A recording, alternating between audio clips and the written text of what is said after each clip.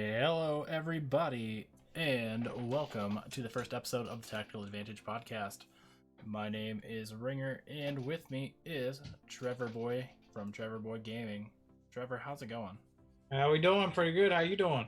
I'm doing good. I'm excited to talk some SWGOH, talk about these new updates that are coming out, and just gonna have fun with you guys. It's gonna be a little bit different than what we did yesterday, so I'm excited for that. So let's get into the why you guys should care that we have a podcast part of this. Trevor, why don't you go ahead and start by telling people who you are and your SWGOH experience. All right. Well, I'm a streamer. I've been streaming for a while. What did I say yesterday? About 8 months, 9 months. Been playing Star Wars for about 5 years, I think. I lost track. It's been a while. The ups and downs, the game. Yeah. I still enjoy it. I still like it. I still have fun with it. What about you? Well, I'm a 6 million GP player. Started in June of 2016. As many of you know, I am the self-proclaimed Kyber chaser, with 15 Erodium finishes and 1 Kyber finish, which was the first 3v3 we did when the Galactic Legends just dropped. I am the coordinator for the Shattered Order's Challenge Tier Rancor raid. And I, like you, am also a Twitch, Facebook Gaming, and YouTube streamer. Every Wednesday, Friday, and Sunday, other than this week apparently, because it's like being married. You kind of get voluntold that you're doing things. But other than that, I mean, I've had an interesting experience with the game. I started off playing with work friends for the first year, which was fine. We ended up going in different directions because I was the only one that could clear the heroic raid. I jumped over to my old alliance, which was the Order 66 alliance, which I was with for almost 3 years, and then I switched over to the Shattered Order because of GOTB, essentially. That's how I started the game too. Was with friend from work showed me the game. I'm like, oh, that's pretty cool, Star Wars. And then that was my first guild, and then he got bummed out in the game, and then I pretty much ran the guild until you couldn't run it anymore because we was beating the Sith raid, we was doing all that, and then GOTB came out, and then we wanted bigger and better things, but he didn't want to kick any people. You know how that goes. I do actually. Yeah, I get that. So we had to move on. Yeah, I get that. That's one of the hard things about this game, and I've actually seen this on Facebook posts, is when to move from your current guild, and that might be a topic we save for a lower news day, but that is not today. I guess I should also mention I served as guild leader for one of my alliance guilds in Order 66 for about 4 or 5 months before I actually did my merc stint for like 3 months during the beginning of the Heroic Sith raid, and which is how leadership got passed to its current guild leader. I took it over from someone who did the same thing I did. Alright, so I think we've kind of established who we are. Do we have anything else we want to add before we move into the first topic? I didn't mention my GP's 4 million. Haven't got Kyber yet. Still reaching. The closest I've got is 36,000. So we're about 1,000 off. I think it's 37. Yeah, basically, I basically stream on Twitch and YouTube. Yeah, you do some fun streams. I like your GAC streams. Yeah, I get angry. But Yep. yeah, they're fun. That's what makes it fun, though. Alrighty, let's move into Conquest. So, for those of you guys who do not know, I'm not sure if you just haven't logged into the game for a while, you're new to the game. We just launched the Conquest mode, which is, if you've ever played AFK Arena, it's essentially Labyrinth mode for AFK Arena. You fight through what's called sectors till you get to the sector boss, and you essentially climb the ladder up to the max level. We all had to start off on normal mode. So Trevor, how did your normal mode experience go? Some of the feats were a little difficult. It was a little difficult, but it was hard to know if you were in there getting them while you was in the game. Like actually in the game. Right. I wish they would come out with a thing where you're actually in the game and then I have like a little side thing and be like, you got your 45 out of 50 crits or something like that. But other than that, I mean, I did real well. Well, I'm in the hard mode now, but yeah, I passed it. But I didn't get the full red crate. I got the gold crate. But other than that, yeah, some of the feats were a little. It was just a little tweaking. I just didn't have time to tweak with everything going on. But other than that, yeah, I liked it. Okay. So let's start with this. How are you liking hard mode then? Since you're now on hard mode. I haven't really struggled with it yet. Maybe the first 3 sectors, my roster will be fine. Because I do have I have like 1 to 4 teams that are really high. Right. So, but I haven't struggled at all with it yet. Now, when I get to Sector 5 and I got to face, I mean, yeah, then we might different topic. Yeah, it is. So my normal mode, I finished normal mode in 3 days. I literally just blew through it with the refreshes. My community over at SWGOH Bringer, which is where we're currently podcasting the live episode, we are gonna get around to making a podcast Twitch and YouTube live in the near future. But my community over here, they kept donating, so we kept going and buying refreshes. And I think we made it through Sector 4 or Sector 2, the end of Sector 5, during the first day for normal mode, which was interesting. I like the disc decks. They create a level, an extra layer of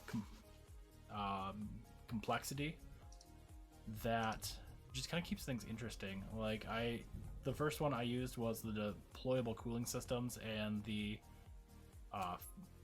discs that give you buffs. So like defensive buffs, offensive buffs. I think there's one for like tenacity or potency or something like that, where it just kept refreshing your cooldowns all the time, and that was really fun. But I also have a roster that's like I think my median is Relic 5, which I mean I guess classifies me as a whale, even though you'd be surprised at the amount of money I've actually spent on this game. It's not as high as you'd think. So I just kind of blew through everything without really even needing to do the disc stacks. Hard mode so far has been interesting. I made it to the first third of Sector 5 today, and so far I don't really feel much different than normal mode. I think it's gonna be interesting, and the rewards should be considerably better if we're looking at them. The one thing I do think helped though is that the discs matter a lot more in hard mode. So I don't think I shared this with you, but my Sector 4 end disc was the Deadly Momentum. So it's the one where they add in shield penetration and something else, and then they trigger each of the if an opponent falls below 100%, it happens at 70 and 40%. So that's now, I have a Ruthless deck just set up for all my characters now. Nice. Sector 5 so far, though, has been kind of a walk in the park. And I expect that to change when I have to start doing things for feats. Once we clear Sector 5, we're going to go back and spend the next couple days cleaning up feats for that max crate box. The one thing I do like about hard mode, though, is those Jawas. So we ran across a couple of these when we were streaming Conquest yesterday, where the Jawas have the Razor Crest shards. And I like those. Yeah, I like the relic pieces too. That'll help. Yes. So you know what I actually came across this morning? They have impact detectors. Those relic 8 pieces that you have to craft. They're in the Jawa store as you go up higher. Ooh. And I'm really thinking about buying them. Even over the Razor Crest shards, because I will inevitably unlock the Razor Crest through just playing the event. There is not another way of getting those impact detectors right now. So I get, my question to you is, how do you feel about Razor Crest shards versus relic material? Well, I mean, our counts are different. You have Beskar, don't you? I do not have Beskar. Once I finish Vulture and Hyena, I'll be going after the last pieces I need for Beskar Mando. Okay.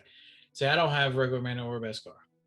So the relic materials will probably weigh a little bit more. I mean, I'll get the ship shards easily. Just playing hard mode. Right. So I mean, the relic pieces will be a little bit better for me. Just because there's like I need to relic some of my characters. But yeah, I think the relic pieces will be better for me. And yeah, that's what I think. Okay, so we're in a similar opinion then, because I also feel that the relic materials are probably better, but only the like the upper end ones for me. Like I need the not Electriums. I mean I should need Electriums, but that's a whole different story. And wait, well, to get off topic. The impact detectors are really the only piece that I think are like on my radar more than Razor Crest shards. In that they just, because of their impact and the impact of Relic 8. And again, like you said, our counts are different. But for me, I think Relic 8 is kind of where the turning point for a lot of teams are. So I think that's kind of made my decision a little bit easier. And also, as you said, I don't have Beskar. I'm gonna get Razor Crest through the crates anyway. I mean, what is an extra 2 weeks? Yeah, I mean, you're going to get them, and just gotta wait. So, what are your overall thoughts on Conquest? It's good for the game. Really like it. It gives us something out of PvP is the best mode we got in the game. We all know that. Brings content to the game. I feel like a PvE standpoint, that's what Conquest is doing for the game. You see people streaming Conquest. It gives us something else to do. It's basically, we talked about this yesterday. It's basically like after you're done, you can go back in there. It's basically a sandbox mode. you could practice your teams on, or against other relic characters, if you really wanted to. Yeah, I agree with that. It definitely creates a solid foundation for you to test. Like in Sector 4, I found a fully relict Sith Empire team that I would normally face in Grand Arena that lets me practice against that relic team and do a bunch of testing that I would love to get in that I don't normally have that opportunity. Or the 501st, which is another team that I don't normally see on defense often, but I did end up putting it on defense, and I don't know how I would counter it without using a GL currently. Like your gas yesterday, you said you never put gas on offense. You always put him on defense. I usually put Shock T on defense with clones. Gas normally sits with JML or he solos Night Sisters. Yeah, so I mean, I think it brings an aspect to the game that it's never had.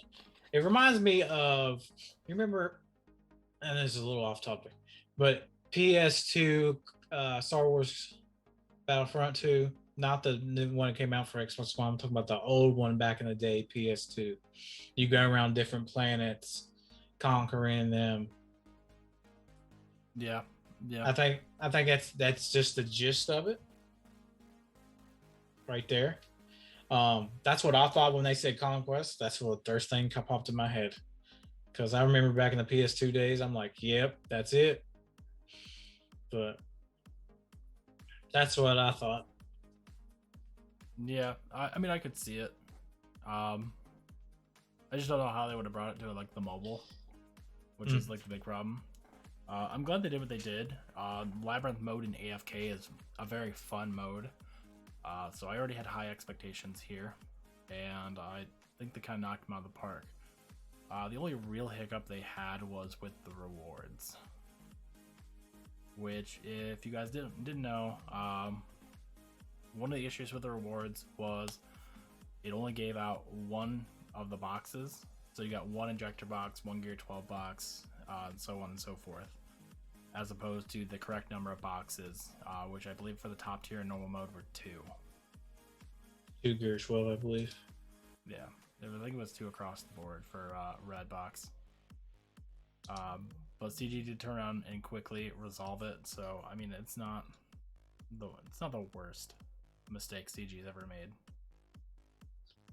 It's not. And what? Go ahead. I was gonna say, it's not like it was 7-day galactic challenges.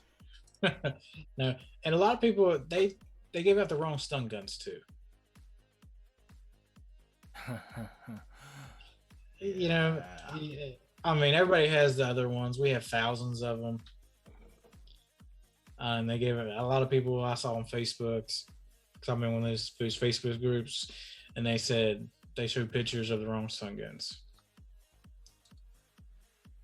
I think it makes sense only because like newer players, because you can enter in normal mode at level 85. Doesn't matter what your GP is.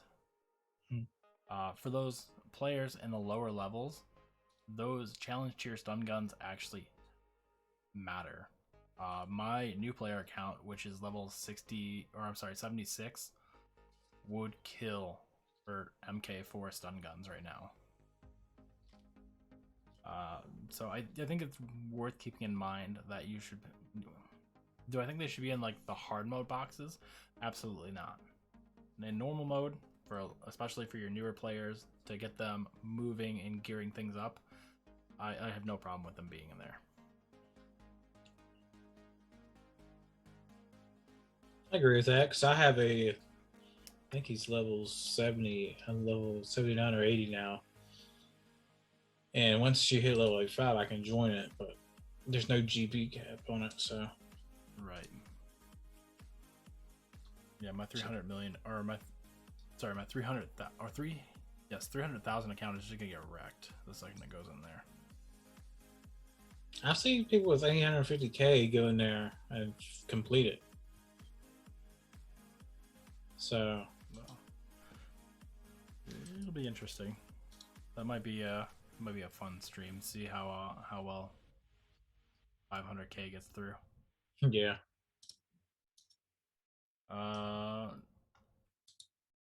So I guess since we're on the topic of rewards, I guess we can touch on the last thing that I have marked down, which is about the sliding rewards. And I mean, I get it. I'm feeling mostly positive about the rewards. I don't know how I feel about the aspect of taking something away. I mean, I understand these sliding rewards where you might not need these, so we're gonna give you these, and like increasing the prize box. But like taking away a purple box when you slide rewards, I don't know how I feel about that just yet.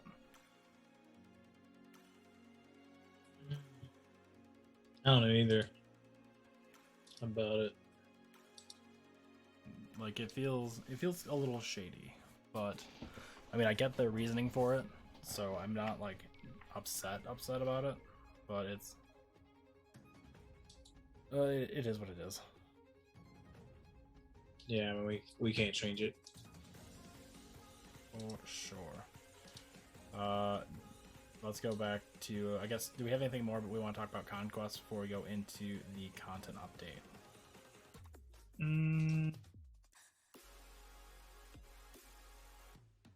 I think eventually they'll move the Razor Crest out, or they'll add something else as a reward for it. I feel like that'll happen sooner or later. Oh, for sure. I think Crumb said that at one point. I don't remember if it was during their interview with Galactic War Report or Operation Metaverse, or if it was during his thing with Cubs. But they essentially said that the Razor Crest is going to be there for a limited time, similar to how IG and Queel were in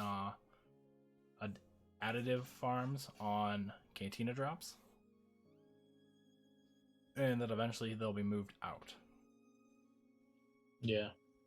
That might stay on Jawa nodes though. That might be interesting. But the question is, I guess, what do you put in after that? Is that how you make Bo-Katan get her shards easier? I guess we can touch on that when we talk about Bo-Katan. Yeah. It'll be interesting to see what they do. I'm curious to see how everything goes. So let's do our content update. So for those of you guys who have not logged into the game yet, today, which is March 17th, we just had the content update, which gives the challenge tier pit the changes that Doja has been talking about on pretty much every media source you can think of. So instead of having the global 20% damage threshold and the Rancor getting a plus 75 speed and offense for every 20% health it loses, and it being a guild-wide global effect, now for every run it's going to reset, and it's going to ramp up for every 2% damage done, up 20% speed and 20% offense, stacking. So if you look at the math for it, and I can show you the math right here. This is how Doja said the math was going to work. And for those of you listening to the audio version of the podcast, thankfully you will be listening to my math. If you have questions, you can hit us up in one of the Discords. We'll explain the math for you as well. So the first 2%, he gets a plus 20% stacking, or 20% speed and offense. Sounds great.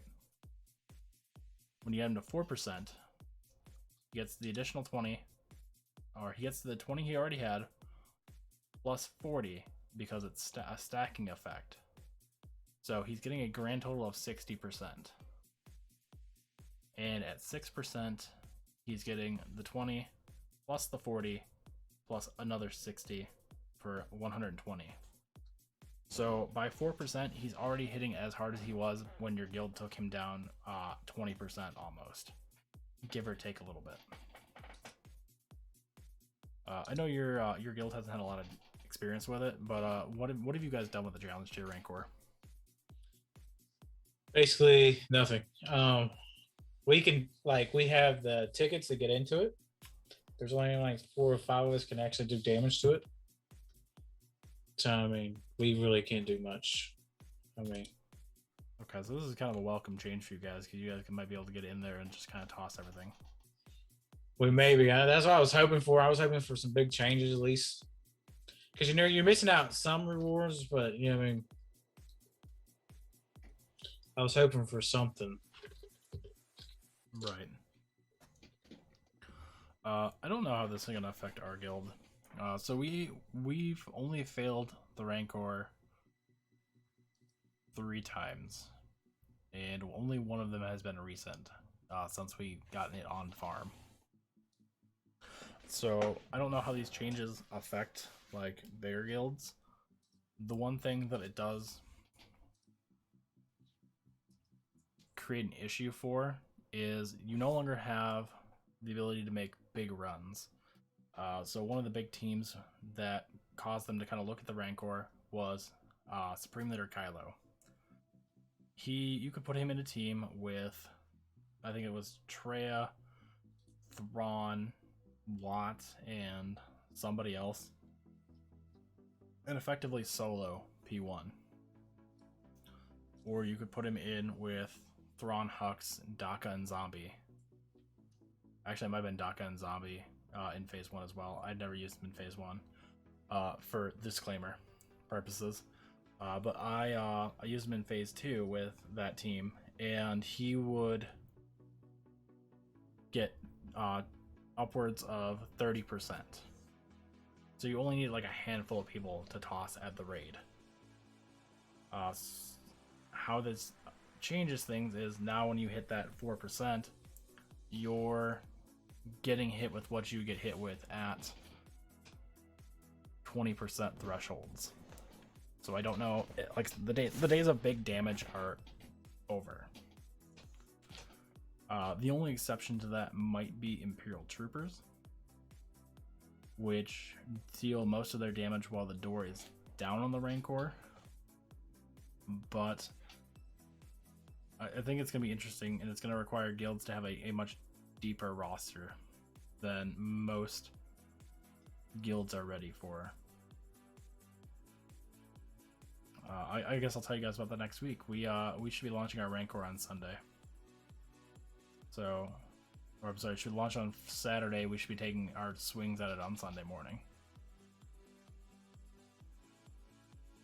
Yeah, I mean, that would be all you. I mean, yeah. I'll be watching. No, I won't be able to stream that. My sister-in-law will still be here. Oh yeah, I forgot about that. Yeah. So that's the big change to the Rancor.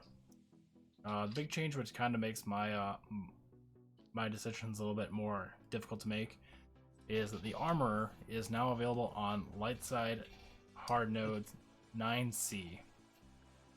And I'm gonna double check that really quick. How much do you... I'm trying to think of how to word this. How do you feel about the Armorer? And does she, like, now that she's farmable, is she something you're gonna jump on? Well, actually, Dashi, you know Dashi, right? I do know Dashi. Okay. He gave me this idea because I had an Armor in 3 stars. I'm pulling up my count on my phone. So I have her at 3 stars. Well, I put her with my Geos. Does decent. But I actually zated her, geared her up, put some speed mods on her. So then I'll probably move her up. Definitely, because I have her zated already. And you can do some counters with her with the Galactic Legends. So that is, plus if you work up your Mandalorian squad, It's gonna be beneficial because that's what they're going for right now. Yeah, they're really pushing the tribal Mando tag, which is it's nice to see them doing this because it's something that the player base has been asking for ever. Especially recently with the Mandalorian TV show, everyone's been asking for Mandalorian-centric characters. We can move back to our content update. So I'm fairly excited about her. Like you said, she serves as a potential boost to Galactic Legends, like Sith Eternal Emperor and Kylo Ren, Supreme Leader, who she can give her, I think it's what, Beskar armor or Beskar, yeah, Beskar armor. Yeah, to them just regenerate protection similar to Watt's tank tech, and basically keeps them alive. Basically, almost like what do they call them? Like a Thrawn, a Watt. Like a support?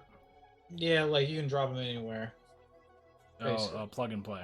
Wait, plug and play. I just couldn't find the word. Yeah, the plug and play. Like I can use her, even though mine's at 3 stars. She don't last long, but once you get that armor on one of them, she basically she's not really for defense. I tried it with defense with GAC, it didn't work very well. But when I put on offense, works very well, even at 3 stars.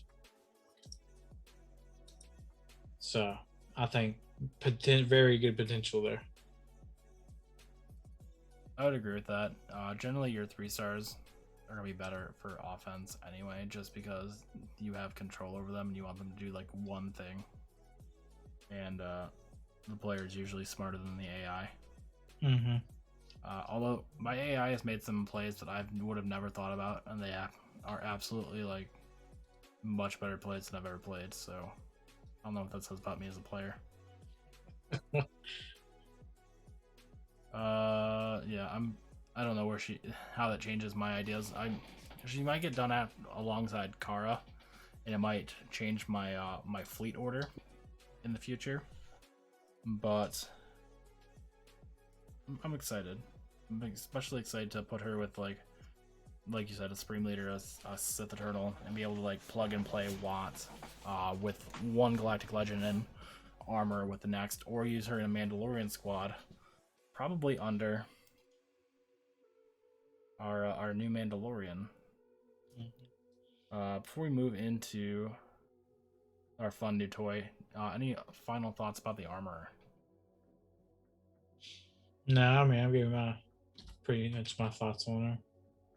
Cool. I mean, I like that she's farmable now. I mean, but there's just so many things I'm farming right now. I just don't want to jump to. I want to finish what I'm farming first, and then I'll go to her. Yeah, I would be happier if she was on a fleet node, and not like a normal hard node. But I'm not sad about it either. All right, so along with these, we get the arrival of our new Mandalorian Bo-Katan, who we will go over her kit here in just a second. She is a marquee character. She has a special, I believe, an enhanced marquee from the way they're talking. It could just be a regular marquee. I guess it's just a regular marquee. Yeah, I'm looking at it right now in game. It just says regular marquee event. Okay. Which will be going live tomorrow, the 18th. With her, bring some changes around to Canderous and Sabine Wren, which I'm very happy to make changes to Sabine. Changes to Canderous Ordo. His unique one, Mandalorian Veteran, now reads: at the start of battle, Canderous gains 10% health steal, 10% potency for each Old Republic ally, Mandalorian, and Scoundrel ally. Whenever Canderous deals damage to an enemy, he inflicts damage over time for 2 turns. With Old Republic not being a really used faction I think this now makes Kyrze a prime to synergy for Mandalorians. I've seen people use him. Kate Gaming, if you probably heard of her. She calls him Candyman. I don't know why, but I remember her calling him Candyman, and he does very well. She's got him modded really good, and he does really good. Like for those lower teams, defeating the lower teams, and this rework will probably make him even better. Yeah, the additional health steal and potency is going to be damage over time for 2 turns. It's going to be very, very nice. Sabine Wren, her special 2 Demolish, which I believe is the Zeta. I can tell you here in just a second. I'm already on her. Oh, you're already on her? So special 2 Demolish now reads, deal physical damage to all enemies, stagger them for 2 turns, and expose target enemy for 2 turns. For each active Mandalorian and Phoenix ally, deal 15% more damage and expose a random enemy. Mandalorian and Phoenix allies gain critical chance up and offense up for 2 turns. If this attack scores a critical hit, reduce Sabine's cooldowns by 2. This attack cannot be countered and evaded. She needs a lot of help. And it is the Zeta, which I'm fine with, because her kit was already like clutch for Phoenix anyway, especially if you're pulling Ezra towards the Jedi. More so for newer players than older players, because Phoenix is just not a thing after a certain GP level. But I think this makes her a much more relevant piece to the puzzle we needed. Yeah, I agree. I mean, when I don't know, it's a little off topic. When I was beginning players, I thought the Phoenix was really, really good. You know what I mean? And then when you get in a game like Mace and all them, it just drops off. Yeah. But So I guess we're gonna go off the rails a little bit. So my new player account is 8 weeks old, and it still uses Phoenix. My Phoenix is my best modded and geared team right now, and they just beat the snot out of Galactic Boar, and honestly, they keep me pretty competitive in Arena as well, even though I have a lot of Hyperdrive bundle people in my shard. I think I'm still sitting at like 4 something in Arena with a level 75 gear 8 Phoenix. That's pretty good. And plus, since this is another thing that'll fuel like the Phantom. For people who want to start gearing her up, it'll make the Phantom faster. You putting a Zeta on her, it'll make it faster. Which is probably a good thing for the Rebel fleets if you're using the Phantom, but yeah, definitely with Home 1. Yeah, for sure. So I guess with that said, let's get into Sabine's, or not Sabine, Bo-Katan's kit. Alright, so we have Bo-Katan, who is a light side attacker, leader, Mandalorian, and scoundrel. She has suggested synergy with Beskar Armor Mando, the Armorer Jango Fett, Sabine, and Kyrze. We'll get into that later. I don't know how I feel about Jango being part of that squad, but I get why he's here.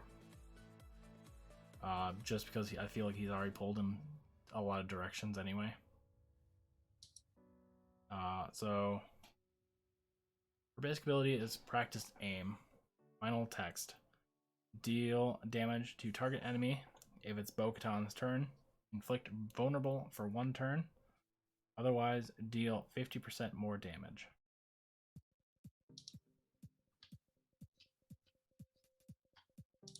I like this, especially since if she's getting called out of turn assist, she's gonna be dealing 150% damage every attack.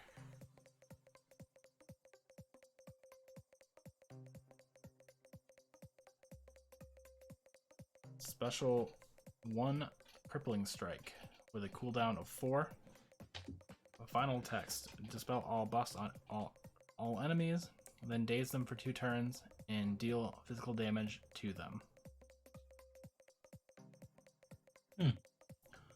So I actually really like the animation for this ability. The reason for that is have you ever watched the Clone Wars? A little bit. So without giving a whole lot of it away, Bo-Katan does appear in the Clone Wars. At some point, she has to escape, and she does something very similar to this to escape the situation she's in. I don't know how you feel about spoilers or if you're going to watch Clone Wars, but... I'm good. But without spoiling anything, that's kind of where that animation comes from, is her escape scene. I also really like this because it's another source of days, and you cannot have enough days.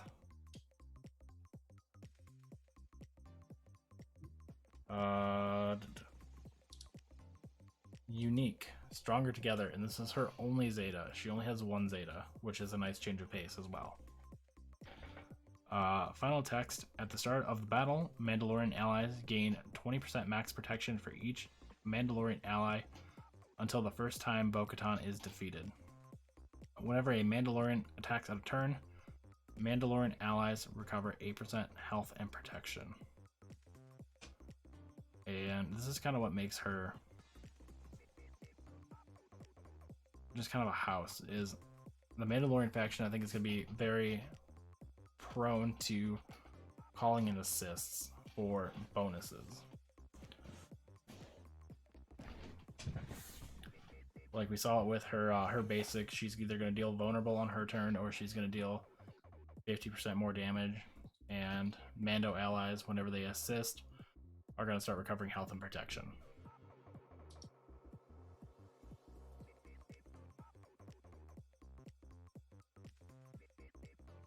And last ability is Unite the Clans.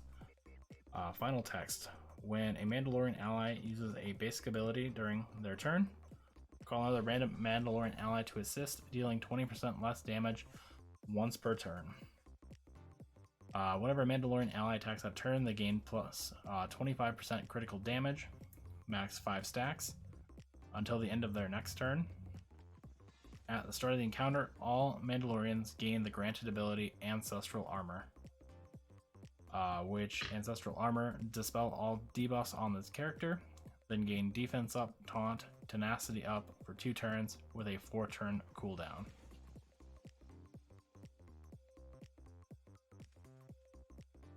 So, how do we feel about Bo-Katan's kit? I was just thinking, you think the leader ability is gonna be better than the Mando one right now? Oh, what is Beskar Armor Mando's leader ability? Let me look. Him and Bo-Katan are actually the only two characters I don't have unlocked. Okay, his leader is for each Scandal ally at the start of the battle, excluding summon allies. Allies gain 2% max health, max protection, and offense. How many Mandalorians are scoundrels? I think they all are. I'm looking. Django is. Armor is not. Django is. Canderous is. Sabine's not. The Mandalorian is. ISC is not. Gar-Saxon is not. So there's only like 3 or 4 of them. Yeah. As far as Mandalorians go, I think Bo-Katan is probably the leader they've been looking for to be the final piece of the puzzle. With the reworks to Sabine and I guess I should fix that for the live stream. With the changes to Sabine and Canderous Ordo, I think that Bo becomes the much more promising leader, and especially like I said, with all the attack on a turn mechanics for the Mandalorian faction over what Beskar offers for Scoundrels. I think this is going to be the leader that we were hoping Armorer was going to be, and just kind of wasn't. Yeah. Like, not to like give her like hero's journey status, but this is the Jedi Knight Revan, equivalent to Armorer's status as like Mando Basti.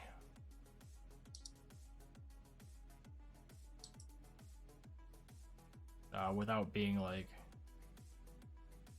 broken, because we all know how Jedi Knight Revan was when he first dropped. Yeah.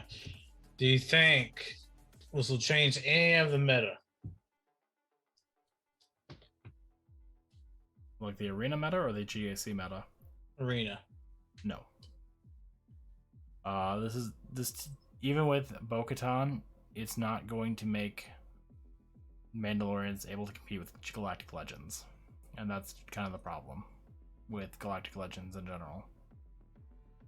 I think this does shake up the GAC meta, because this gives you a reason to use your Canderous, gives you a reason to use your Sabine. It fills in an additional faction or an additional team to make things not necessarily like, it's not going to shake up the GAC meta, but it's going to give you another team that you don't really know how to deal with yet. And I think once everyone starts to build up and relic the team, we're going to see where its actual place in competitive GAC is going to be. And especially as you're dropping this week, the off week, you know it's going to be in there next week for GAC. Somebody's going to have them relegate. Oh, for sure. Someone's going to whale or fail. Yeah. I don't have the money to whale or fail on, well, I guess technically with how the US economy is right now, I guess I do, but I'm not going to.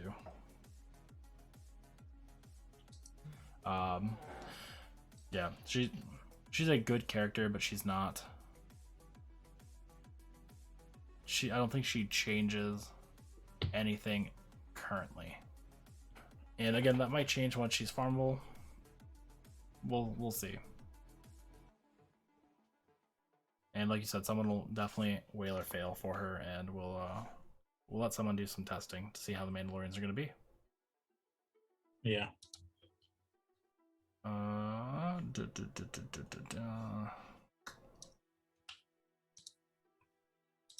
So we kind of touched on this earlier with the Razor Crest, but do you think before she goes farmable, she ends up going into the Conquest shards similar to the Razor Crest? In my opinion, it will be probably a more valuable character. Okay. Just because they're making this a marquee. Razor Crest was never a marquee. I just think they'll do something to put a good character in there. It could be Mandalorian related. I don't think they're going to be done dropping new Mandalorian characters anytime soon. Even though they changed the picture of the app, the game app today. So I think it will be something unique that you can only get in Conquest. I could see that. I don't know how I feel about. I think she's going to go somewhere very. I think she could be in Conquest, and here's why. If you look at how IG-11 and Queel, kind of to touch back on this, were released, they went to marquees and then they went to additive drops. Like, I could see them, especially if they're going to push Mandalorians, with more Mandalorians coming out. It would be an incentive for them to drop Bo-Katan and generate hype for Conquest. Now, I don't think it takes place of Razor Crest anytime soon. It might be like, hey, this is the Conquest before she goes farmable. Because we also don't know how long the Razor Crest is going to be in the Galactic or in the Conquest Shard prize boxes either. Yeah. Which I could see it. I can also see them putting in like a more valuable character as well. But the question at this point is, who do you put in? Like they really haven't done anything with season 2. So I guess you can maybe do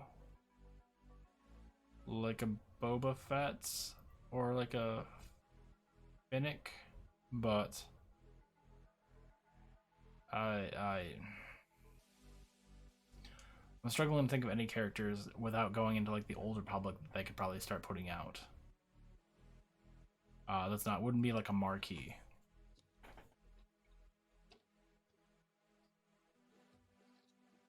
Yeah, it's hard to tell right now because Mandalorian won't be till this fall. Oh no, it doesn't even drop till next winter. Oh, next winter now? Oh, I'm sorry, January, because you have where Mando was is now the Book of Boba. And then Mandalorian will be starting a week after that. What they could do, depending on how they want to do the prize boxes, we do have Bad Batch starting up on May the 4th. Yeah, I heard a rumor about that. They could be throwing some of them in the game. That was a while back, though. They absolutely should, because they made the first part of Season 7 of Clone Wars amazing.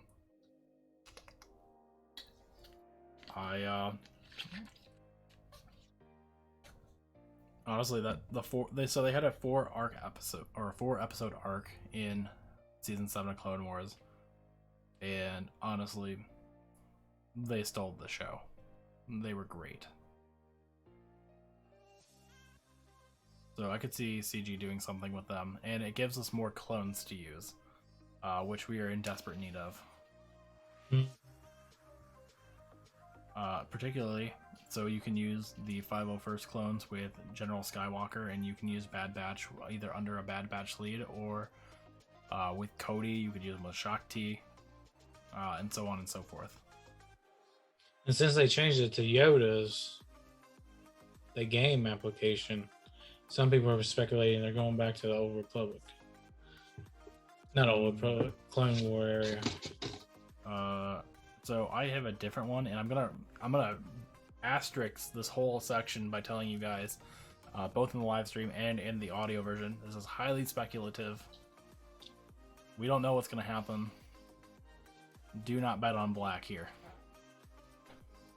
But the other application home screen they made was Maul. Mm-hmm. And one of the speculatories that's been running around my guild's Discord has been GL Maul and GL Yoda. Now, whether or not that's going to be the case, because you get into the, do you have another Galactic Legend that's a Sith and another Jedi Galactic Legend? I don't know. But I can see I can see the Maul. Just can't see the Yoda because the Jedi would be really super overpowerful. Well, I mean, the Sith are already overpowered with Sith Eternal Emperor. I know, but Yoda's like big game players that don't have Galactic Legends. Yoda's good with Revan, and I mean, I believe Maul needs all the work he can get because he should be really good in the game. He's just not.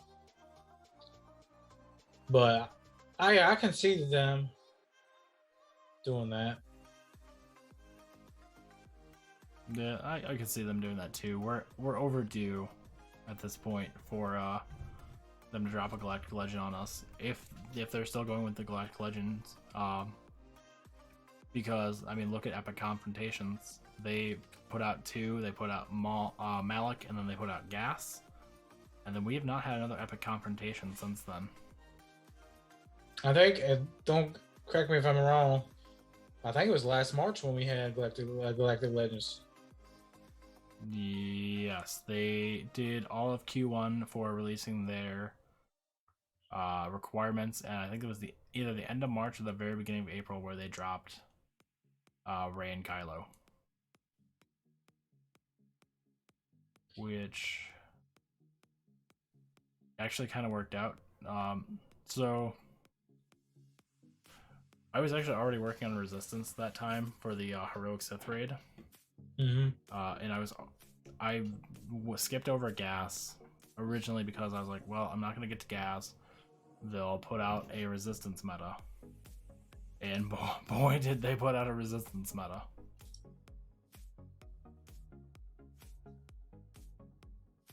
So that's the only reason I even got Galactic Legend Rey, like, immediately. But I do think we're overdue for them to drop something big on us. And one of the things that we were expecting from Bo-Katan was maybe they get dropped as an epic confrontation with like the Mandalorian characters, so like Mando, Beskar Armor, with his friends and Imperial remnants, but that does not appear to be the case. No, I don't think so. Well, she's a Marquis now, so. Yeah, I think if they're gonna do something, it's gonna be doing something like a surprise. You ain't gonna expect it. You heard it first, GL Mace. I'll die if he pops in. I know one. Ram Bam. Yep, Ram Bam is just gonna be super happy. It's gonna be Christmas Day. So do we have anything else we want to talk about for Bo-Katan? None really. I mean, unless you got something that we just need to do some testing and see.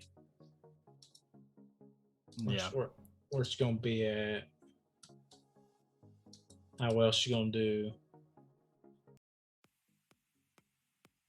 Stuff like that. I mean, it's hard to say anything right now. Yeah, I think, like I said, I think she's going to be the piece that Mandalorians needed, along with the kit changes to Canderous and Sabine. But whether or not it's going to be the missing piece that makes them from like a B team to an A team, or like a C team to a B team, I think it's too early to call. I definitely think they're probably going to be a B team at best. Or I'm sorry, at least. There could be even another piece that just comes out that just takes them up to like Darth Revan status. I mean, we got like Padme. Padme came out and game changed everything.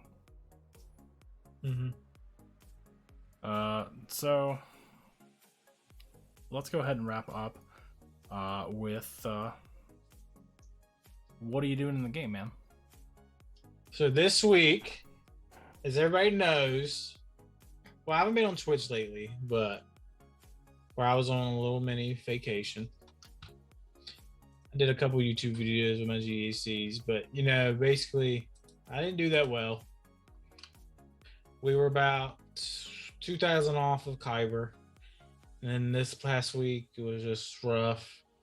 So I'm working on my bounty hunter teams for GAC, remodding them, putting some together. Like my Mando is only like 3 stars, so I'm trying to put him in there with a team and see if I can hold some banners or try something. So my roster's everybody's seen my roster. It's top heavy. I need to work on the middle of my roster, like the G12s, G11s, so if they can hold and I can use them on offense and defense. Because I have R8 Vader, and I have he's a beast. But anyways, I'm working on Sith Assassin. He's 25 out of 100 right now, just to have a 5th Sith Empire, so you can get that critical damage, critical chance hit. Working on my hyena bomber because my 6-star malevolence will be here soon, probably right after this TB. We're working on Sith Trooper. He's 50. I stopped farming him. I don't know why. He's 50 out of 100, so he's very close. Plus, he's on the accelerated, so you get double charge for that. I'm gonna try to work on my Night Sisters too, because Daka's already relicked. I don't know why I relicked her so fast, but I need to work on everybody else. I think that could be a good team if I just gear them up, and because I see a lot of people use them on defense. That could be a good banner stealer for me, because I am in Division 2. What else do I have right here? So a side project for me, just because they're on double shards. One of Resistant Hero Poe. He's on double shards. He's 10 out of 85. I already got Finn. So if I get Poe up there with my JTR and my regular Finn and probably BB, I'll use R2 somewhere else. I think that'll be a good hit punch right there. I've seen a lot of people use him with Ray, regular Ultimate Ray. I think that'll be a good hit punch. And when you do Poe, you get, I don't know how you say it, PD? Yeah. He's there too, so I mean you're getting double the price. So I'm 15 out of 65 for him, and he's an Empire, so that's gonna help me out a little bit. But yeah, I'm just working on teams to get them better. Like you're at 6 mil, I'm at 4 mil, so I'm at the beginning of GAC. I feel like I was on fire, and then when you get to the top of the bracket, you feel like you ain't on fire. So that's what I'm working on. Teams got better, and then I gotta start mixing stuff up. You know, they look at your accounts and they're like, and they SWG.GG, they see your history, and then boom, they know what all you're gonna do. So what? No, we don't do that. No. Yeah, and basically when I stream, I've seen some of my competitors wait until I stream, then they attack on the second day, and then they'll watch what I do, and I'm just like, I guess real frustrating. Oh, I have a lot of people who just attack on the second day because they wait for you to go. So, but I don't know how many of my opponents have actually looked at my GAC history, because if they did, they wouldn't set the defenses they set. Yeah, like I try to switch them out and up once in a while. Now CLS is getting better, but my 3PO is only like 4 stars right now. Oh, what are you doing? Well, you walk those, man. And but last GAC it held 3 tries, so I'm happy about that. So I pretty much had that in the wraps. Oh yeah. Let's see. Do you have a backpack Chewie yet? That's what I meant. 3PO. Got you. I thought you meant like C3PO, not backpack No. Chewie. Yeah, I'm talking about the backpack Chewie. He's like 4 stars. I have C3PO. But yeah, that's what it is. And if I get him to 7 stars, yeah, that's where we'll be making the money right there. It's good. That's basically it for me. I mean, you only get a week. The week goes by fast because it ends Monday. Like, say you do your last GAC on Monday by 5 o'clock, and then you get Tuesday until next Monday. So you really don't even get a week, basically. It goes by quick when you're trying to upgrade and do all this stuff. Yeah, it does. Like, I don't even feel like we should be. Well, what are we on? Wednesday now? Yeah, Wednesday, and I went through my mods. That's about it. Yeah, so we got a little bit of time. There's still 5 days left until lock in. Yeah, then you got to do. Then you do TBs, territory wars, conquest now, and yeah, I mean, there's a little bit. That actually brings up something. How is your guild doing in territory battles? So we now have Geonosius light side, Republic offensive going on. We get about 2 or 3 not watt shards, cam shards. That's about it. I think. Let me pull in. I think we only get like 13 or 14 stars, so we're still weak on that part. Now, if we go to the dark side, that's where our money is.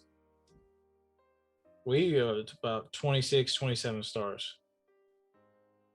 It's not bad for our GP because we're minus a person. We're trying to find another person. We're only at 209 mil. Okay. So, we're doing well. We have a lot of GLs in our guild. But, we face high. Like, when we're doing territory wars, we face high teams. Like, that's all they do is fit GLs. Now, I can take out, with where I got R8 Vader, I can take out a team easily. And that's what I do. That's usually what I do is I'll take out. They're like, well, we can't take out this GL. I'm like, well, I got it. And that's what I do usually. But yeah, I mean, but I don't think we ever face anybody close to our GP. It's usually a lot higher. But yeah, that's what we do. I mean, but I think light side's just hard. Somebody told me they have R7s and they still can't beat it on TV in my guild chat. Yeah, TB is kind of its own beast. So I'm in a 328 million guild, and they're like, I have R7s that without the right combinations, I can easily go 1 for 4 or 3 for 4. So it doesn't get any easier with R7s. R8s make it maybe a little bit more bearable. Like the gas mission with an R8 gas is more bearable, but it's tuned high. Yeah, and I think it's when I wasn't in this guild, when I was in a different guild when I first started Dark Side TV. So I used to run the strategy on that, and everybody thought it was so hard. Now you look at it, candy. When it first came out until compared to where it is now, dark side's like the easy part and the light side's the hard. Yeah, I don't even pay attention to dark side until we get to phase 4. Yeah, I mean, we're doing so well in that. I mean, what are you guys getting in stars? Dark side, I think we got 27 last time. Okay, you guys are actually doing really good then. Yeah, I mean, I ain't bragging or anything, but all I gotta do is put Darth. I split my Darth Revan and my Vader up. I have 2 good teams going in there, and that's full stars right there. I mean, I don't have any problems at all. Until we get to like phase 4, I might get like 3 out of 4, 2 out of 4, depending on RNG. But other than that, I mean, yeah. Plus, we've been getting those 30 shards on watt every time, so that helps out.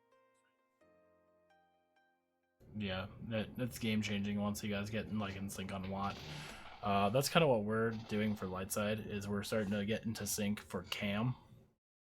Like next month we'll be a couple of us will be sitting in like the Discord server on the voice chat, and we'll do like a stream in Discord, and we'll kind of walk people through their cam missions, because we want to start getting more. Yeah, right now we're getting the bare minimum. I mean, there's a couple people in our guild can do it, but other than that, I mean, we get 2 or 3. Yeah, and it's more of a finesse thing than anything, because I have R7 clones and a Relic 5 Shock T, and I actually just got the technique down this time.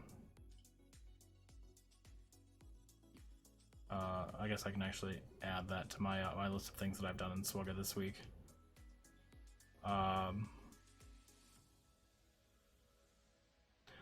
So for me this week, I unlocked Cam. Oh, you unlocked Cam? I finally unlocked Cam. Dang. He is sitting at 4-star level 1 in my roster, and is probably going to stay that way for a little while. Although I've heard he's really good at 4 stars too, so he might go to gear 11 and get some Zetas. I really haven't decided yet what I'm going to do with him. Is he valuable at 4 stars? He's supposed to be really good. I've seen a lot of people put him on 4 stars under like a Revan, and he still does. What about a Luke lead? I think I've seen Luke lead before Jedi Master Luke came out. I don't know about now. I'm gonna be doing some more research into him. Eventually he'll be geared up, but not right now. We took Aurora to 7 stars, and the only reason this even made my list is because it was done entirely with Bronziums. So I've never farmed a hard node shard for Aurora. We're about 8 shards off from Lobot, and he'll be done entirely with Bronziums as well. And then I will have no more characters from Bronziums I can pull to get shards for. And it also takes off 2 hard node farms off my table. We had the community challenge for my Twitch, which well, I had to gear the Rebel pilots to gear 13. So we had Akbar and Biston pretty quickly. Scarabvel Pathfinder takes an annoying amount of Carbantes. I think it was like 600 Carbantes. So it took us like a week and a half, but we finally got there. He's gear 13 now. I don't have to touch him again until I start relicking him to be like an actual decent pilot. I think you and I talked about this where we were looking at Mon Mothma or Django for the Zeta, and I ended up giving Mon Mothma her leader Zeta. I do have another Zeta now because of Conquest, and I'm not really sure what I'm gonna do with it yet. It might just sit there for a little while and see what the next big drop is. It might go on Cam, it might go on Bo-Katan. I don't know. We'll see what it does. I am 90 out of 100 on the Mandalorian, 61 out of 100 on IG 11, and 59 out of 65 on Cara Dune. The only reason it's worth mentioning is because next month Mando, Grief, and Cara are all moving to their accelerated status, which means farming IG 11 is probably more of the priority now because he'll be a regular farm for a while. And how I farm is when I have my 2 characters that I do 2 node refreshes on, which are currently Vulture and Hyena. We're actually working towards similar goals because my Malevolence will be 7 stars after the Dark Side Territory battle. Nice. So I'm trying to finish up Vulture and Hyena Bomber before we get there, and before my community starts making me farm relic materials for bugs, because that's getting closer and closer all the time. But after I finish those, the Beskar Armor Mando is the next character on my to-do list. And I might be done with Mando even before that, so with any luck, I'll be in the running to just kind of go through with Beskar Armor. And the Mandalorian is someone I wanted to gear up anyway because of the the bounty hunter faction. Just like you, my bounty hunters are not great. Like I have a R4 Bosk, and then Boba, Dengar, and Django are gear 12. Garif and Mando are like gear 8 and gear 9. So there's a lot of work to be done there. Yeah, I'm using we're using our conquest, I guess you call it currency. I've been using those for my Mando because I really don't have a lot of Mando shards, and I've already got them in 1 star ahead of what I had before, just off of that when they roll in the store. Yeah, I used a little bit on him during the normal mode conquest because I had like a lot left over and there wasn't anything on like the nodes or that was rotating in the store that was enough to catch my attention. So that's kind of why he got accelerated a little bit. If they put the armor back in the store, that changes a few things for me, but I don't think they are. No. And those, again, now in hard mode with the Razor Crest and the relic material, I don't see myself using the chips on Mando anytime soon. Vulture is at 69 out of 100, and Hyena Bomber is at 26 out of 100. Thank God. This has been the most. So Hyena Bomber has actually been the most horrific farm I've ever had to do. I had to farm this from literally 0 out of 0 shards, because I did not really get in on the galactic chase for it. Like it never really. I was like, yeah, it's a ship. Before I got really invested in ships, so I'm paying for that now. Pro tip to any of you new players: invest in your ships. They win GACs, and if your opponent doesn't invest in ships or arena, it's a real easy source of crystals. That's what I do mine on for. I mean, I'm not very good in ships, but I got malevolence, so I went from 100 in a fleet arena to top 15. Yep, I use negotiator every day to take first because it's just easy 400 crystals. Yeah, crystal currency is good. Free crystals, and I mean, mine's only 5 stars. I go in there and smack them. Just smack them around like they owe you money. I mean, I do. The thing with my survivability, if I can survive, I win.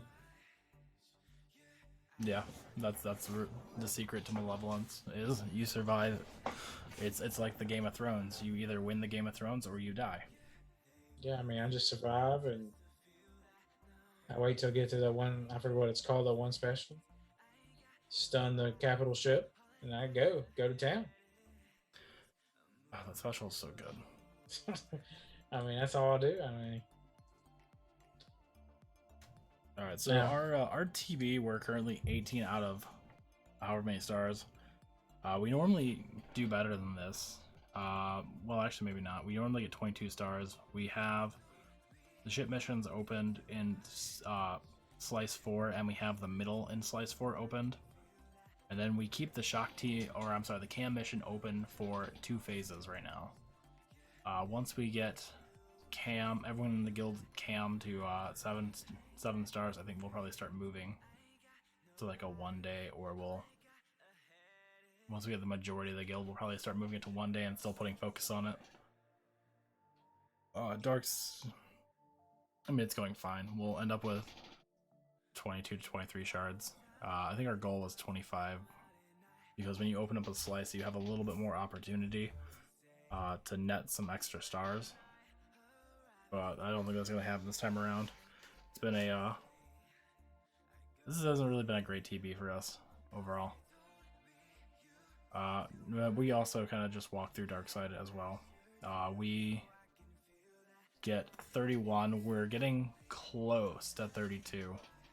We're like right there from getting the star in the south. So I'm really looking forward to Darkside Territory Battle because I don't have to care about PvE or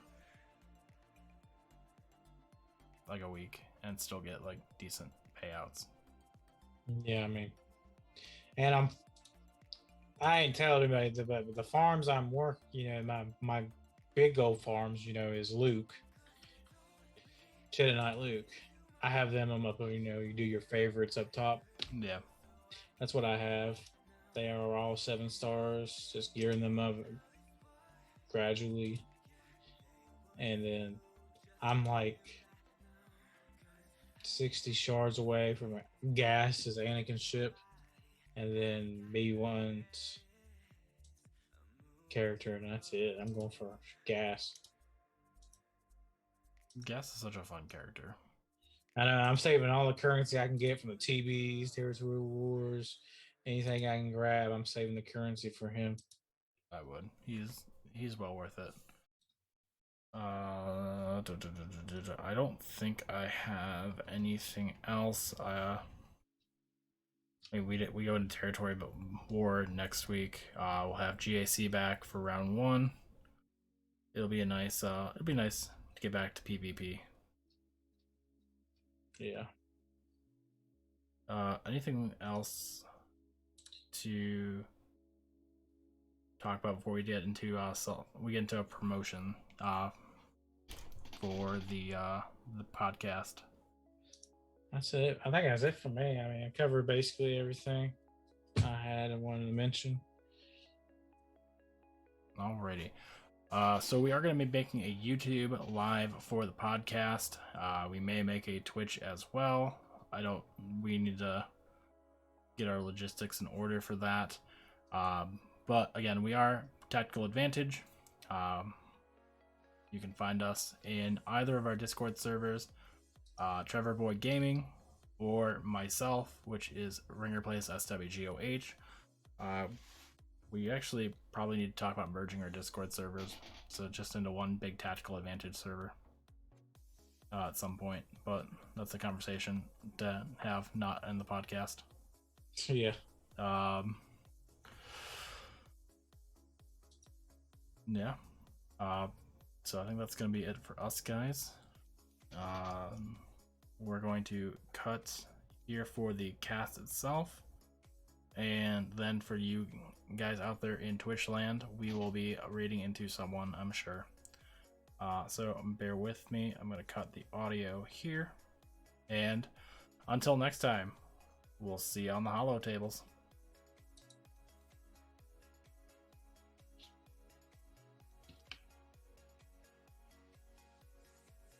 Alright, so the recording's cut now. Who's online? All right. We got a lot of people online, actually. Alright, let's raid into... I guess I'll bring up Twitch. We got Urza, who has way too many people. We have 4... yeah, I'm not even going to touch that. Ooh, Newegg is on.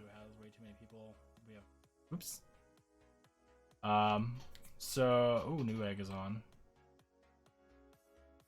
I might watch that later. We got Grid and we got Fort Mort. And that's Andragora Camp. There's more people in that. Is that all you see? That's all I'm following. So yeah, I have to go to like the let's do SW or Star Wars Galaxy. It doesn't even show up with that. It doesn't even show up if you just type in Star Wars. Galaxy of Heroes. Yeah, Grid and Fort Mort, Urza, Sith Lord Snake. He's a really good friend of mine. He's got 9 viewers if you want to raid into him as well. I don't know any of these. I don't know Swamp Grass or any of them. I've never heard of Swamp Grass. King Goomba. I don't know. I think maybe sometime next week we'll raid into a smaller streamer. Let's do Snake Lord Twitch. If we didn't know him, I would probably move into like Fort Mort, who is a big supporter of my streams, as well as I took his first Patreon slot because he just switched over to Patreon, and I sniped that from someone, so I'm sure someone's salty about that. But let's go into Sith Lord Snake. And guys, thank you so much for watching. We'll see you next time.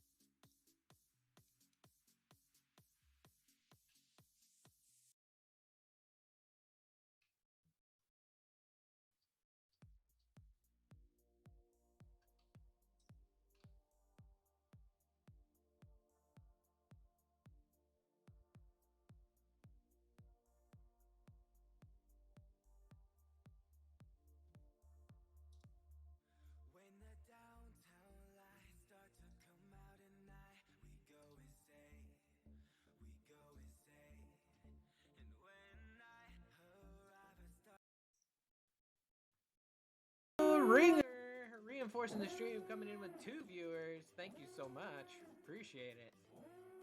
What's going on? Yeah, I think I did too.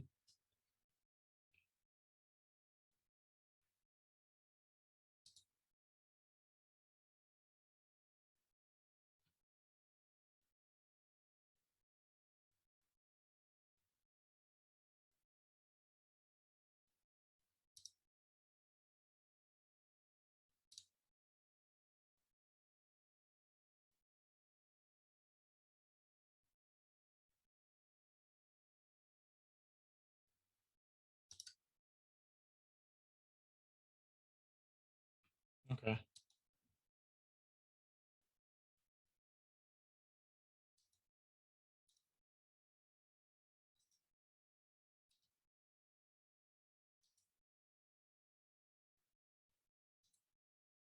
All right.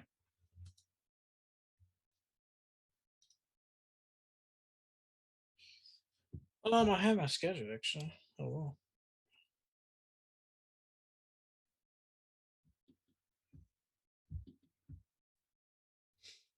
Okay, let's see.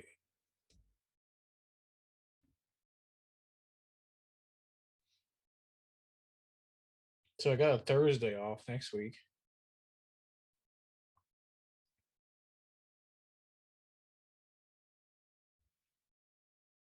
Let's see.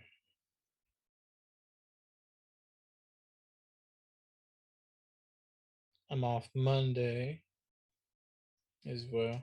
So Monday and Thursday next week.